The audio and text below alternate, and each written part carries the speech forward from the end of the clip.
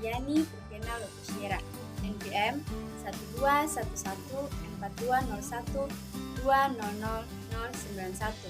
Saya berasal dari Universitas Kristen Indonesia Maluku, Fakultas Kesehatan, Prodi Keperawatan.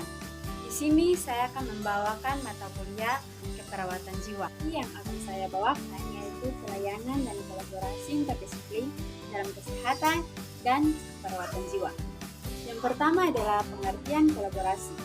Kolaborasi adalah proses di mana dokter dan perawat merencanakan dan praktik bersama sebagai kolega, bekerja saling ketergantungan dalam batasan-batasan lingkungan praktik mereka dengan berbagai nilai-nilai dan saling mengakui dan menghargai terhadap setiap orang yang berkontribusi untuk memberikan pelayanan keperawatan kepada individu, keluarga, dan masyarakat. Bekerja bersama dalam kesetaraan adalah esensi dasar dari kolaborasi yang kita gunakan untuk menggambarkan hubungan perawat dan juga dokter. Yang kedua adalah kriteria kolaborasi. Kriteria kolaborasi antara lain yang pertama, adanya rasa saling percaya dan menghormati. Yang kedua, saling memahami dan menerima keilmuan masing-masing. Yang ketiga, memiliki citra diri positif.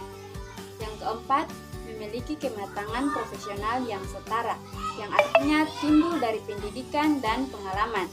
Dan yang kelima, mengakui sebagai mitra kerja, bukan bawahan, dan keinginan untuk bernegosiasi. Semua ini merupakan perasaan saling tergantung atau interdependensi untuk kerjasama dan bekerja sama. Yang ketiga, interdisiplin. Interdisiplin merupakan suatu kegiatan yang didasarkan pada sejumlah dimensi kunci, termasuk di dalamnya adalah tujuan yang jelas, identitas bersama, komitmen bersama, peran yang jelas dari masing-masing profesi, saling ketergantungan, dan integrasi satu sama lain. Yang keempat, pelayanan dan kolaborasi interdisiplin dalam keperawatan jiwa. Pelayanan dan kolaborasi interdisiplin keperawatan jiwa merupakan pelayanan kesehatan yang dilakukan oleh sekelompok tim kesehatan profesional yang di dalamnya yaitu perawat, dokter, dan tim kesehatan lainnya, dan juga pasien dan keluarga pasien sakit jiwa yang mempunyai hubungan yang jelas dengan tujuan menentukan diagnosa, tindakan-tindakan medis, dorongan moral, dan kepedulian khususnya kepada pasien sakit jiwa. Yang kelima adalah pelayanan dan kolaborasi interdisiplin di rumah sakit. Anggota tim kesehatan meliputi perawat, dokter, fisioterapi, pekerja sosial, ahli gizi, manajer, dan apoteker yang berkolaborasi untuk kepentingan pasien. Tim keperawatan akan sukses jika seluruh anggotanya menjadi perawat yang baik. Perawat yang baik dapat bekerja sesuai dengan yang pertama harapan dan kebutuhan klien, yang kedua standar praktek, dan yang ketiga standar kerja. Perawat yang baik dapat melakukan keperawatan yang bermutu. Siapakah yang menilai? Yang menilai adalah konsumen. Konsumen menilai dari sisi internal maupun eksternal dari perawat tersebut. Yang keenam, proses kolaborasi. Proses kolaborasi dimulai dari kontrol kekuasaan, lingkungan praktik, kepenuhan bersama, tujuan bersama, dan kembali lagi pada kontrol kekuasaan sampai pada seterusnya berputar. Yang ketujuh, kolaborasi interprofesional.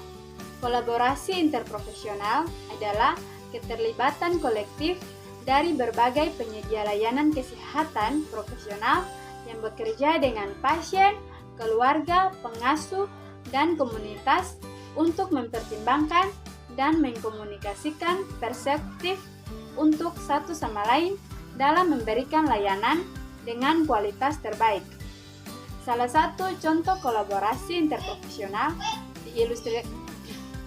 diilustrasikan oleh pertemuan bersama antara Virginia Bond dan Board of Medicine pada tahun 1970-an. Area sasaran yang direkomendasikan untuk perhatian yang lebih besar yaitu menghilangkan hambatan untuk berlatih dan peduli, mengubah pendidikan, berkolaborasi dan memimpin, mempromosikan keragaman, dan meningkatkan data. Yang kedelapan adalah kolaborasi interprofesional dalam transformasi pendidikan. Program residensi perawat dirancang untuk membangun pendidikan sarjana muda.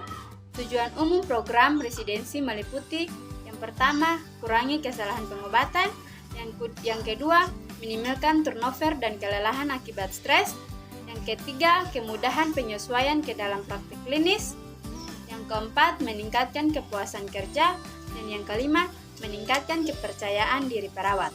Yang kesembilan, elemen kunci kolaborasi dalam interdisiplin tim.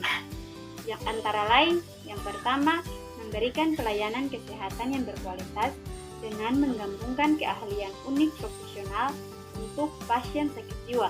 Yang kedua, produktivitas maksimal serta efektivitas dan efisiensi sumber daya. Yang ketiga, peningkatnya profesionalisme dan kepuasan kerja dan juga loyalitas. Yang keempat, meningkatnya kohesivitas antar profesional.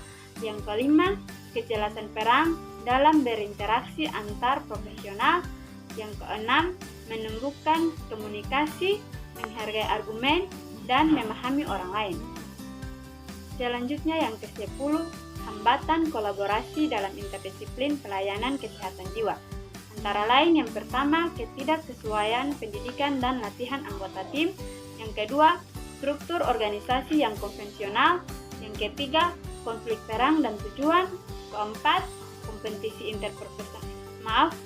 kompetisi interpersonal.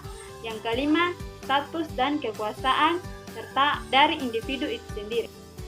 Dari materi yang saya sampaikan dapat ditarik kesimpulan yaitu pertama, untuk mencapai pelayanan yang efektif, maka perawat, dokter, dan tim kesehatan harus berkolaborasi satu dengan yang lainnya. Dan yang kedua, kolaborasi yang efektif antara anggota tim kesehatan memfasilitasi terselenggaranya pelayanan pasien yang berkualitas. Demikian materi yang disampaikan, semoga bermanfaat.